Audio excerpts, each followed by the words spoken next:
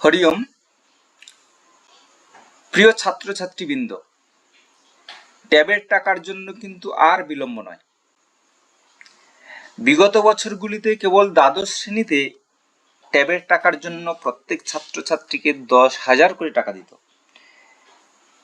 কিন্তু এই বছর শিক্ষা দপ্তর একাদশ ও দ্বাদশ উভয় ক্লাসের প্রত্যেক ছাত্রছাত্রীকে ট্যাবের জন্য 10,000 করে টাকা দিতে চলেছে। কিন্তু কিছুদিন আগে যে বিজ্ঞপ্তি বেরিয়েছিল সেটা কোনো কারণে সেটা বাতিল হয়ে যায়।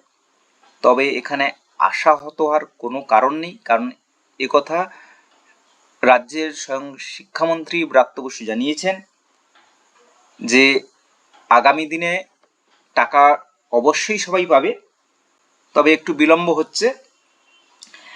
আশা করা যায় আগামী 26শে সেপ্টেম্বর থেকে পুজোর মধ্যে একটা আমরা আশার আলো দেখতে পারি।